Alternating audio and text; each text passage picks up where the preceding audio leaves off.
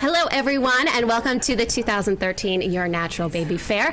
I am Sunny Galt. I am the CEO of New Mommy Media, and I'm also the host of one of our shows called Preggy Pals, which is all about pregnancy, and it's geared towards pregnant women and families that are hoping to become pregnant.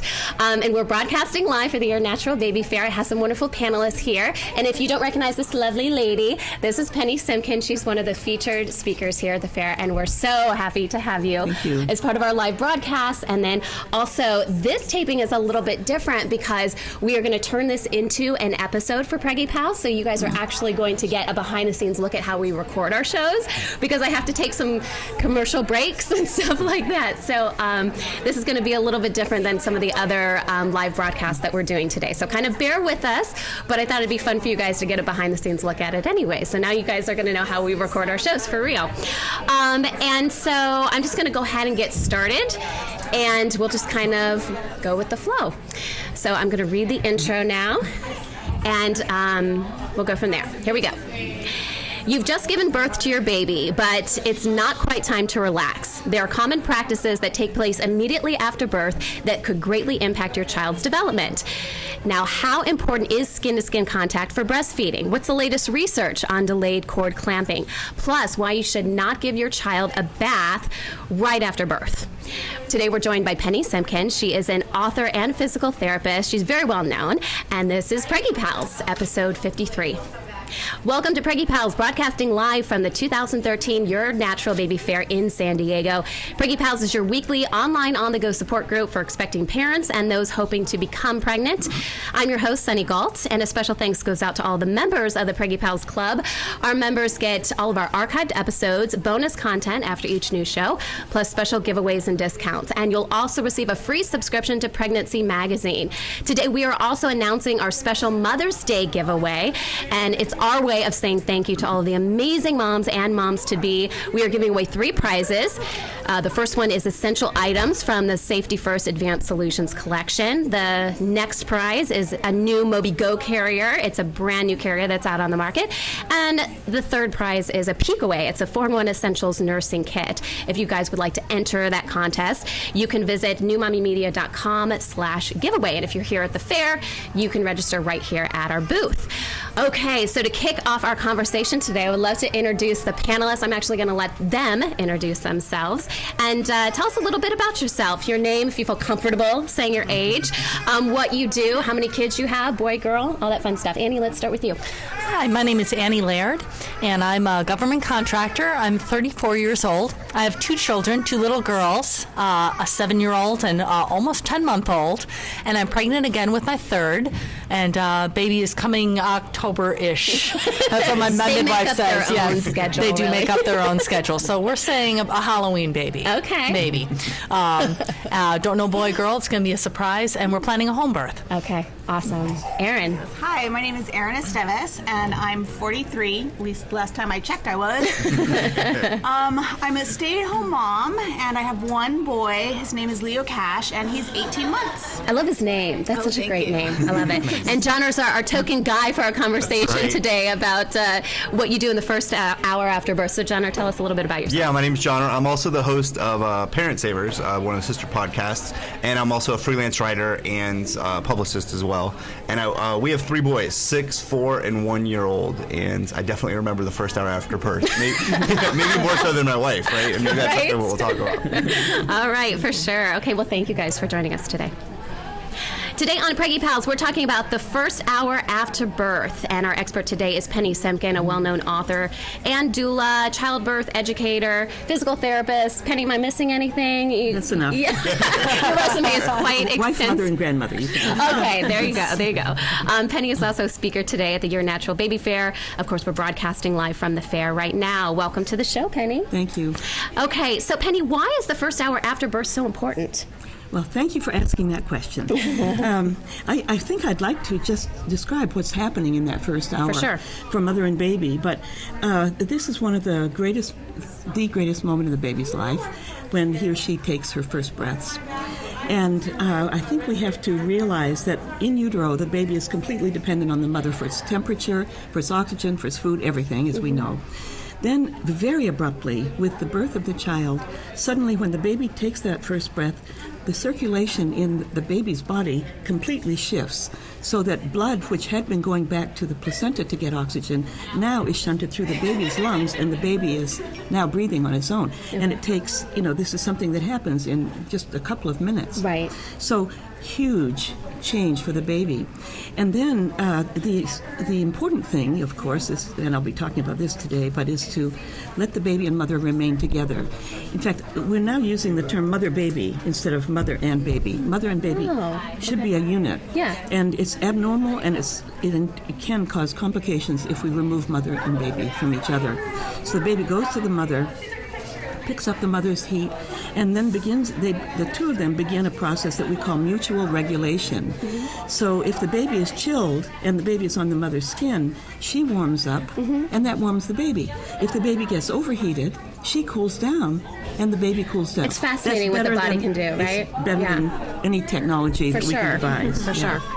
And do you want me to keep going? You can keep going, sure. I find this fascinating. Well, and at the other end, the mother, at the time that the baby is born, she has higher oxytocin levels than at any other time in her life. We have, oxytocin is the love hormone. We produce it for every nice thing we do. Right. But nothing better than those first moments after birth. If she has, this would be true with an unmedicated birth. Right. And then other hormones kick in, the prolactin, which is responsible for her producing the milk that's going to sustain this baby, and others as well. One of the things that we see is when women have an endorphin high, endorphins are produced to help control pain, but when the pain's gone, all you have is the high. Right. And so women tend to love everybody who's in the room, especially the baby and their partners, right? So, it's just a magical moment, and we ignore it. Yeah. We take the baby away from the mother, we leave her, and then we massage her fundus and do all these things to the mother and the baby without any allowance for the huge, exciting task that they could be doing together. Right. So that's kind of what I'm going to be emphasizing today. Well, I'd like to reach out to the panelists. How important for you guys was that first hour after birth? Did you really embrace that time period? Was it something that, oh my goodness, I have to tell you, with my first, I felt like it just flew by. I don't even know what was happening. So I'd love to get Jonna's perspective and compare it to the ladies, because we kind of went through the birth physically, and then the husbands are there to support. So Jonna, let's start with you. Yeah, it's, for us, I don't know if we knew that the moments after birth were important from all the classes we had taken before or whatever, but I'm not sure that we had set aside okay, this is the hour. Yeah. And I think that we ended up having given birth in two different hospitals, and it was different kind of how they both treated it. And I think the first thing we wanted to do was get the baby to Christina's chest, right. And that happened. But after about 5 or 10 minutes, all right, we need to take them now. Yeah. And actually, the first thing that happens after they make it out, now that I think about it, is here's the scissors. Let's cut them and get them detached. And so that's, I guess, what I really remember is, one, the cutting, which I was indifferent on. I guess some people really like it, and that's why they give it to the dad. Mm-hmm. But two, after a few minutes, all right, we need to go do some of our official weighing stuff now. Mm-hmm. I wanted to, and I do want to hear what you ladies have to say, but you touched on the cord clamping, and I know that's one of the things you want to talk about today. So let's talk about delayed cord clamping, Penny, and why that's important. Well, this hasn't been a practice that's been, in practice for years and years. It really has only been 20 or 30 years, which doesn't sound like anything to me. But cutting the cord immediately was done for convenience. Okay. There's no physiologic reason. And so there never was evidence to back that process, but nobody knew that there was any reason not to do it, so why not save a couple of minutes? Sure. But now we know that about a third of the baby's blood is still in the placenta at birth. Mm. And if we cut the cord right away, the baby is deprived of about a third of its blood volume. And a healthy, robust term baby can usually make up for that. But the likelihood of respiratory problems is greater because they need the blood volume to perfuse those lungs for the oxygen that I was talking about when the baby takes that breath. And if a third of it is out there, it takes longer for the lungs to start functioning at peak efficiency. But also, we found that the baby is deprived of red blood cells that at 4 and 6 months of age, the studies show us they're much more likely to be anemic. if they've had the cord cut right away. But when you said they gave you the scissors, I thought, just hold on to them. Well, you said, John, it wasn't a big deal for you. Well, I mean, but it would be what I now mean you that it would hang on wasn't. to them. It wasn't like, I feel like it was positioned as, here you go, you get to do this Yeah. honorable thing, and it's like I was particularly excited about it. Yeah. But I guess I didn't know. And what's happening, especially the first time through, but even the second and third, you're kind of like, all right, I need to be told what to do a little bit because this is crazy. Yeah, There's of so many course. things going through your head. So, all right, that was crazy what I just saw. Now I need the scissor. Okay, scissors. And you want me to cut right here? Okay, it's done. And it is. It was like it's a living thing. That it was just really odd to do. But yeah, I definitely vividly remember that. I think many people appreciate the symbolism of separating mother and baby, Right. And have the dad do that. Well, and it's they a could kind do of- it at 5 minutes instead of 30 seconds. Yes. And it is kind of an honorary thing. Like my husband, he took a lot of pride in doing that. Yeah. It was like, because, he didn't Symbolic. carry the baby for 9 months. There was Right. a detachment on some level, Yeah. And it was like he had a process or specific function. I don't know. He was given Right. this honorary role that he really kind of liked. Yeah. Did anyone else did you guys do delayed cord clamping or anything? Well, I would have liked to. I planned a home birth with my second, and due to some complications that my midwife saw early on, we decided that a hospital transfer would be the prudent thing to do. Unfortunately, when we got to, so I didn't even have a bag packed. I had no birth plan. I mean, because my midwife, I trust her very much. She's been in practice for 36 years, so I knew that You had her. I had her. And that's all you needed. But then it came time that I needed transfer to the military hospital. So, of course, I did not have any of those things. And by the time I showed up at labor and delivery, I was 9 centimeters and about ready to push. 20 minutes later, I had a baby. I pushed 2 times. The OB actually showed up, and the baby's head was already born. So it was just mass chaos. They separated the baby immediately. There was a lot of meconium. Yeah. So even though the baby was born screaming her head off, Yeah. they cut the cord right away. They took her over to the table, and like you were saying, Penny, I'm saying, oh, I want to do it again. I love my baby. I love everyone in the room. This is wonderful. And putting in a pitch for doulas. I am a labor doula myself, as is, Penny's kind of the grandmother of all doulas. Feel very honored sitting I next used to to be her. the mother, and now I'm the grandmother. It happens to the best of us, Penny. But it was actually my doula, Kara Messer, who was wonderful. And she was the one saying, ask for your baby. Ask for your baby. Okay. And so she was the one prompting me to kind of take charge in that situation where, I was on an oxytocin high. I was in love with everyone.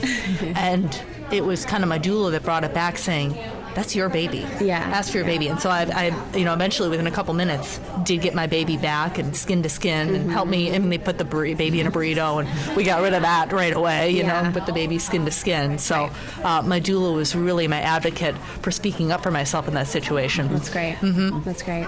Erin, delayed cord clamping. You guys Yes, did it? Okay. definitely. I had a birth wish list as opposed to a plan.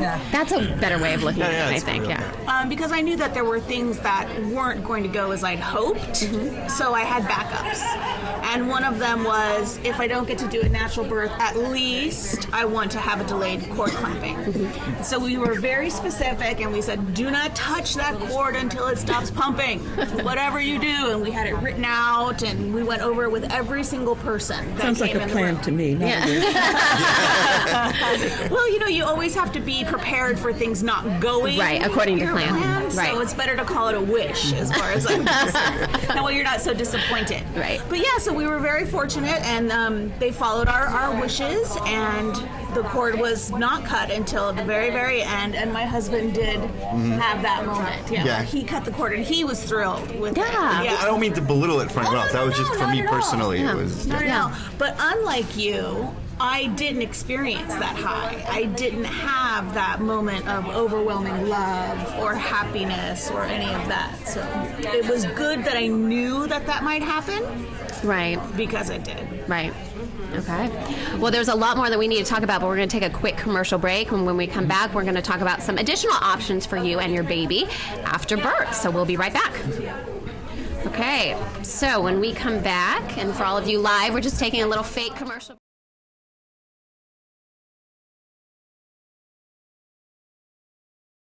So, let me see. We talked about delayed cord clamping. I'm going to talk about bathing your baby initially after birth and why you Let's should. not do that because Oh, you I'm don't not wanna do that? prepared to talk about it. Oh, okay. Well, what are some other things? Because I want to Let's talk. see, Maybe we've got two or three Well, other little. I can talk about that. I'm wanna not do going to that? be talking about it today. I Okay, haven't doesn't put that matter. on my list. Okay, what else is on your I list? can talk about nice things to do with your baby after birth. Okay. Which I would much rather talk about. Okay, we can do that. Yeah. Nope. No, we're good. Everyone's going to see exactly how we record our shows. We are still live. Exciting. Okay. So I had to say I What about wasn't singing to your prepared. baby? We can talk about that too, right? Absolutely. Okay. That's okay. part of it. Yeah. All right. Awesome. All right. So. Because I sang my baby after I came up to Beanie Birth and heard that night. Nice. And at a workshop up there, I'm like, Yep, save it for the show. Save it for the Annie, show. Save it for the show. Okay. Here we go. I'm going to dive back into this. You guys ready? Welcome back, everyone. Today we're learning about your options during the first hour after birth. Penny Simkin is our expert. She's also one of the main speakers right here at the 2013 Your Natural Baby Fair. And we are broadcasting live from the fair. There's actually a video that accompanies this if you guys are listening to our podcast. So you may want to check that out. It is on our website. I'll put a link on this episode page. So let's talk about, Penny, some nice things that you can do with your baby after birth. Obviously, it's an important bonding time, mother-baby bonding time. What can we do? Well, I'm going to give you a list. Okay. I'm taking notes. The first thing I would say is that usually the area where the baby is delivered is very bright. And it's so bright the baby often won't open its eyes. And so you shield the baby's eyes and the baby will open it. Very easy, but do it. Also, placing one's finger in the palm of the baby's hand, the baby will grab it. And you fall in love when that happens. Yes. You know, you almost can't take it away. They're so strong. So that's another lovely little thing to do. And then I would like to talk about singing to your baby. Yes. But that's something, if anyone out there is pregnant at this time, do pick a song, one song that you sing out loud every day to the baby. Partners do it, mothers do it, and do it together separately. But a song that you like, because it has to be done every day. I would do it several times. But this, we know babies can hear, and now we know that babies remember and they love the familiar voices. So if we can build up that expectation and have the baby identify with that song, it becomes a way to soothe the baby. But we have people, you know, whose babies are familiar with the song. Baby comes out, is crying, and they start to sing, and the baby.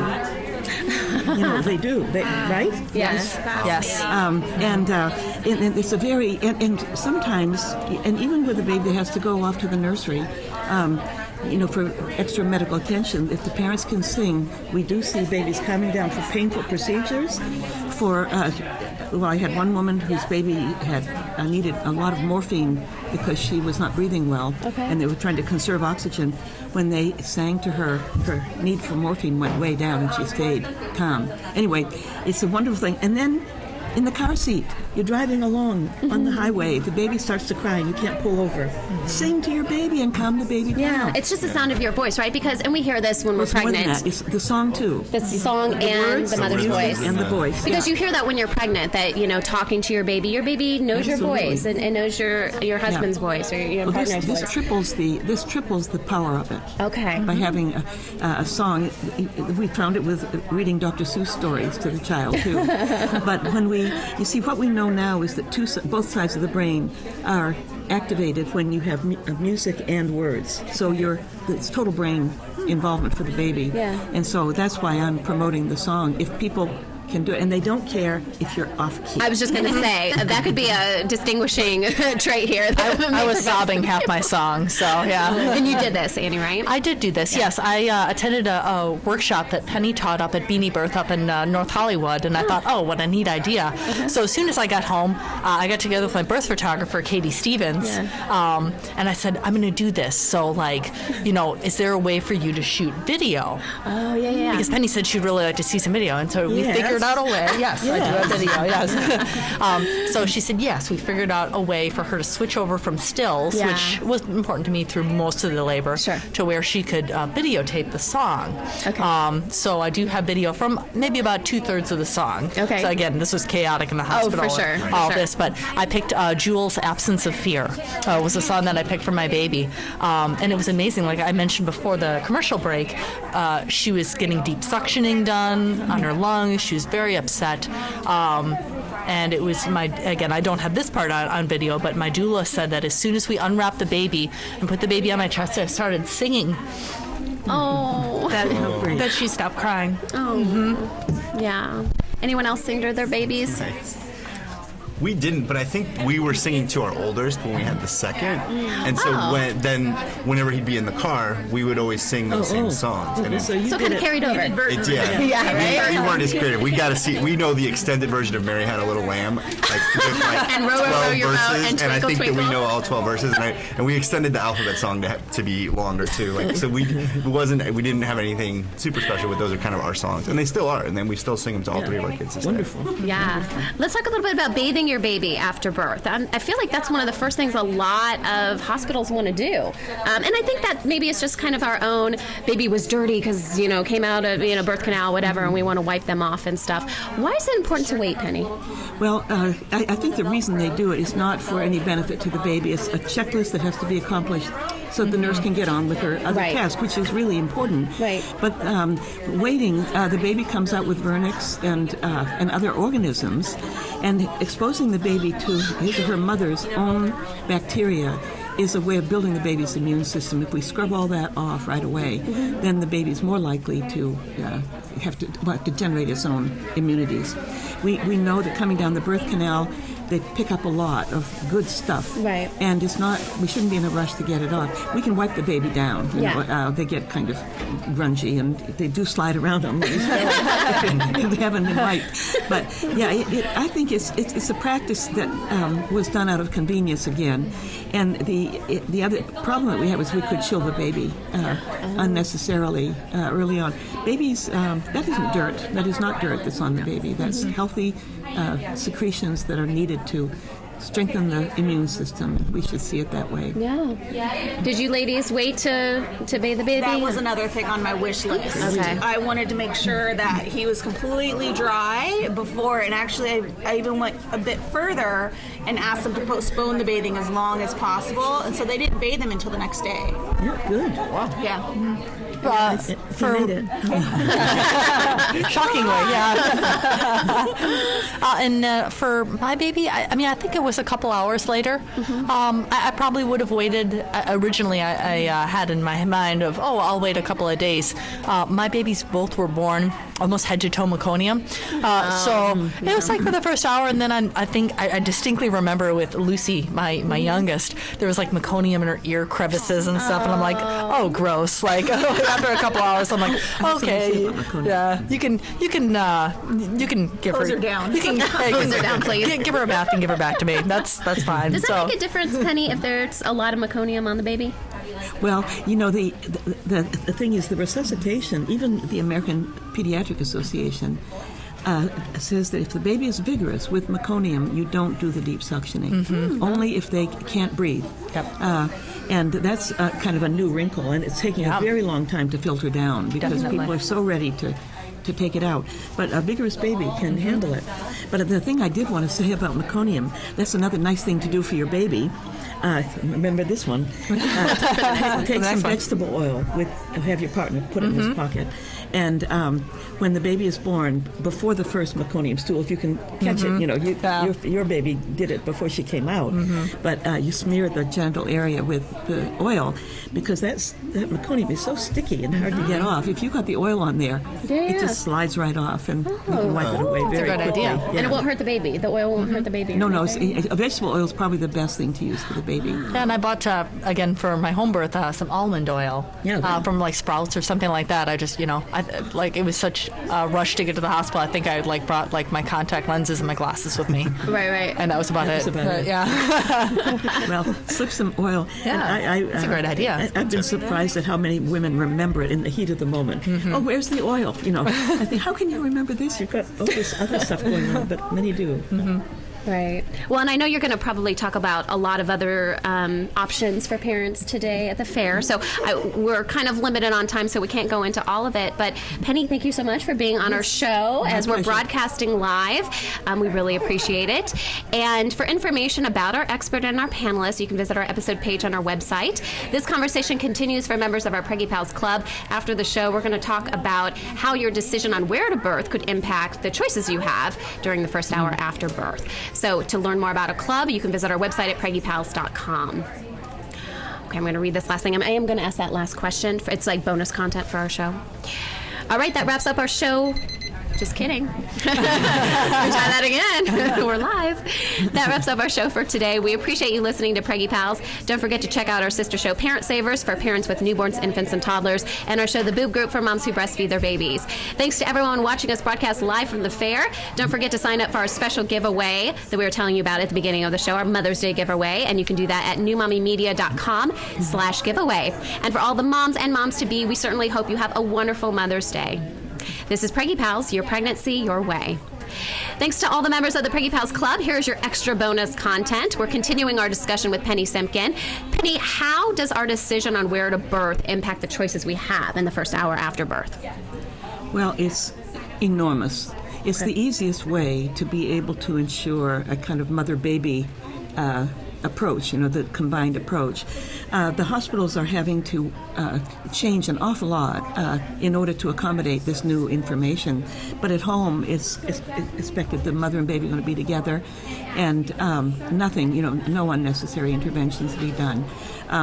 We talk about the choices on things like eye prophylaxis or eye ointment for preventing infection in the baby, and vitamin K and things like that. Those things are much more at the option of the parents in the home setting, although they can exercise that choice in the hospital as well. But I think just guaranteeing that it's going to be the least interventive possible immediate time with the baby, the best way to do that is to have the baby at home. Yeah. It does seem like hospitals these days are definitely accommodating to the requests, as you say, but you just have to know what to request and have a wish list or directive or whatever you want to call it. Exactly, because my niece had her child just 3 months after mine in a different hospital here in San Diego, and her experience was completely different than mine. Even the things that she was offered, completely different. Yeah. Mm-hmm. Well, and it's interesting. Actually, last week we released an episode about, we have weird light stuff. How about you guys seeing it? It's like, now you see us, now you don't. Dance party. So last week we actually released an episode on Preggy Pals that focused on baby-friendly hospitals and the benefit of giving birth at a baby-friendly hospital. And that's one of the things that I found, at least through my own personal experiences, some of these things that we're talking about here that really encourages mother and baby bond.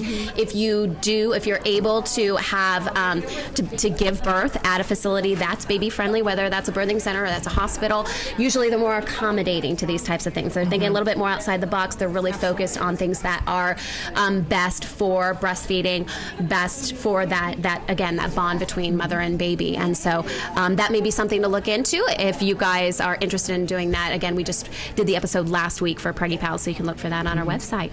All right. Thank you guys for being part of our show today. Thank you. Thank you, All Sunny. right. And thank you to everyone who is watching us broadcast live. And we will be right back with another fantastic discussion. Thank you.